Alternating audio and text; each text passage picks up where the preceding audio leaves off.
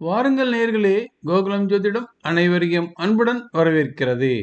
நாம் இன்றைய பதிவில் பார்க்க இருப்பது சனியை கெட்டவனாக்கும் செவ்வாய் என்ற தலைப்பின் கீழ் சனியானவர் எந்த நிலையில் இருந்தாலும் செவ்வாயின் பார்வையினை பெறும் பொழுது தனது குணத்தினை அதிகமாக மாற்றிக்கொண்டு தீவிரமாக செயல்பட்டு அந்த காரியத்தினை முடிப்பதில் தீவிரம் காட்ட நேரிடுகிறது. அதாவது சனி நல்லவரா கெட்டவரா என்பது மிக முக்கியமாக கவனிக்கப்பட வேண்டும். ஆனால் செவ்வாய் பார்வையினை பெறும் பொழுது பல மடங்கு தனது குணத்தினை மாற்றிக்கொள்கிறார். இங்கு நாம் கவனிக்க வேண்டியது என்னவென்றால், சனி ஒருவருக்கு கெட்டவராக வருகிறார் என்றால் அந்த சனியானவர் செவ்வாயின் பார்வையினை பெறும் பொழுது மிக அதிகமான கெட்ட பலன்களை கொடுக்க நேரிடுகிறது.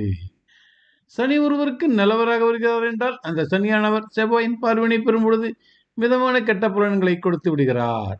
ஆக செவ்வாய் பார்வையில் பட்ட சனி கெடு பலன்களைத்தான் கொடுக்கிறார் என்பது புலனாகிறது. ஆனால் சனி கெட்டவராக இருக்கும் பொழுது தீவிரமான கெடுபலன்களும், சனி நல்லவராக இருக்கும் பொழுது மிதமான கெடுபலன்களும் கிடைத்து விடுகிறது. நாம் இதனை ஒரு உதாரண ஜாதகத்தின் வழியாக பார்க்கும் பொழுதுதான் சனி செவ்வாயின் கூட்டணியில் வீரியமானது ஒருவருக்கு புரியும். உதாரண ஜாதகம். பிறந்தது தனுசு லக்னம், மேஷத்தில் செவ்வாய் கேது, மிதனத்தில் சந்திரன், கடகத்தில் சூரியன் சுக்கிரன், சிம்மத்தில் புதன், துலாத்தில் குரு ராகு, விருச்சிகத்தில் சனி.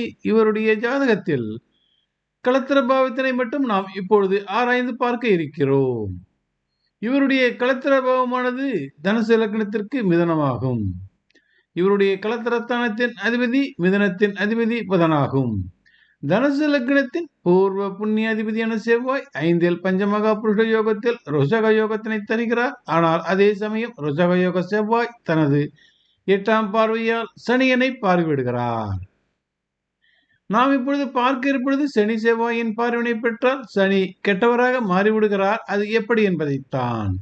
சனி 12 அமர்ந்திருப்பதால் விரைய பலத்தினை பெறுகிறார். இப்பொழுது செவ்வாய் பார்வையானது சனி மீது பதிவதால் சனி விரைய பலத்தினை அசுர வேகத்தில் கொடுக்க நினைக்கிறார். செவ்வாய் சனி பார்வை பெற்றதால் கடும் தீய குணங்களை கொண்ட சனி குடும்பத்தினை பார்வையிட்டதால் திருமணமாகி நன்றாக போய்கொண்டிருந்த குடும்பத்தில் பிளவு ஏற்பட்டது, பிரச்சனைகள் உருவாகின. இது சனியின் பார்வையினால், அதாவது செவ்வாய் பார்த்த சனியின் பார்வையால் குடும்பத்தில் பிரச்சனைகள் உருவாகின.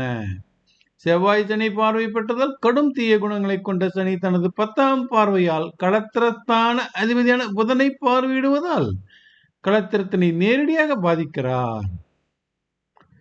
செவ்வாய் சனி பார்வை பெற்றதால் கடும் தீய குணங்களை கொண்ட சனி 6ஆம் இடத்தினை, அதாவது களத்திரக்காரன் சுக்கிரன் வீட்டினை பார்வையிட்டதால் 6ஆம் இடத்திற்கு பலவீனமான அமைப்பானது ஏற்பட்டது.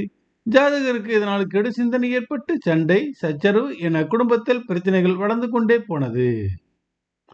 தனுசு லக்னத்தின் 7ஆம் இடமான களத்திர பாவத்தின் 3ஆம் இடத்தில், அதாவது 9 புதன் அமர்ந்ததால் மனைவிக்கு இளையவள் வருவதை உறுதி செய்கிறார் புதன். இப்பொழுது புதன் விரையாதிபத்தியம் கொண்ட சனியால் சிக்கலை எதிர்நோக்க வேண்டியிருக்கிறது.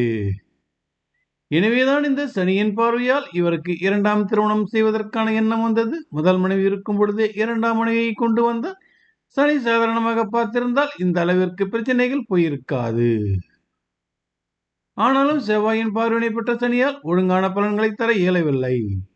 ஜாதகரின் திருமண வாழ்க்கையை கோணலாக்கி விட்டார். இது எதனால்? கிரகங்களின் சுழற்சி வேகத்தில் வெளிப்படும் அதிர்வலைகள் சீரான வேகத்தில் பூமியினை வந்தடைகிறது. கிரகங்களின் அதிர்வலைகளை பெற்று பூமிக்கு திருப்பிவிடும் பணிகளை 2 கிரகங்கள் முக்கியமாக செய்கின்றன. அதாவது சனியின் அதிர்வலைகளை சுக்கிரன் பூமிக்கு டிரான்ஸ்பர் செய்கிறார். அதுபோலவே குருவின் அதிர்வலைகளை செவ்வாய் பூமிக்கு டிரான்ஸ்பர் செய்கிறார். ஆக ஒன்றை நன்றாக புரிந்து கொள்ளுங்கள். குரு செவ்வாய் கூட்டணி, சனி சுக்கிரன் கூட்டணி. இந்த அமைப்பில் மாற்றம் ஏற்பட்டால் தீய பலன்களைத்தான் சந்திக்க நேரிடும். அதாவது குரு சுக்கிரன் தொடர்பில் தீய பலன்களை சந்திக்க நேரிடும். அதுபோலவே சனி செவ்வாய் தொடர்பில் தீய பலன்களை சந்திக்க நேரிடும். இதனை கான்ட்ரா பலன்கள் என்று சொல்கிறோம். அப்படித்தான் செவ்வாயின் பார்வையினை பெற்ற சனி தீய குணங்களை கொண்டு பார்த்த இடங்களெல்லாம் பாதித்தது. இந்த ஜாதகத்திலும் செவ்வாய் உச்சபலம் பெற்றிருப்பதால் வலிமையான செவ்வாயின் பார்வையினை அப்படியே மாற்றி தீய பலன்களாக பார்க்கும் வீடுகளான குடும்பம், களத்திரம், களத்திரஸ்தானாதிபதி என வரிசையாக சனி பாதிப்பினை கொடுக்கிறார். எனவேதான் நேரிலே ஒரு கிரகம் வலிமையாக இருக்கிறது என்பதை எளிதாக கணித்து விட முடியாது. நட்பு கிரகங்கள் தொடர்பானது நல்ல பலனை கொடுக்கும். தீய கிரகங்களின் தொடர்பானது தீய பலன்களைத்தான் கொடுக்கும். இதனில் மிக மோசமான பலன்களை கொடுக்கக்கூடியது கான்ட்ரா எனப்படும் மாறுபட்ட அதிர்வலைகளை தரும் மோசமான பலன்கள் அபாயகரமானவை என்றும் சொல்லலாம். எப்பொழுதுமே சனி செவ்வாய் தொடர்பானது பலவிதமான சிக்கல்களை ஒருவருடைய வாழ்க்கையில் ஏற்படுத்தி விடுகிறது என்பதை மறுக்க முடியாது.